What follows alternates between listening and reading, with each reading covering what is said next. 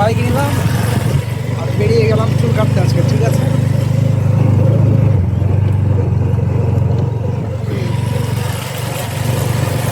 চুল কাটতেই হবে, এটা বড় বড় চুল হয়েছে, বাড়িতে অনেক গালাগালাজি করছে মা, বাড়ির সব ফ্যামিলি মেম্বার, মানুষ লাগছে তোকে দেখে, তো সেই জন্যই চুল কাটতে যেতে চললাম।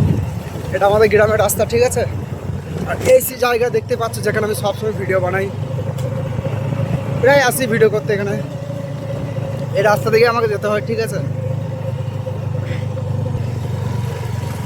চুলটা বেশ ভালোই লাগছিল, কিন্তু কি করব, কেটে দিতে হবে, কিছু করার না।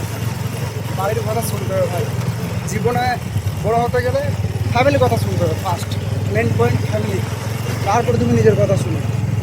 মা বাবা ফার্স্টে, ঠিক আছে, তারপরে নিজের কথা।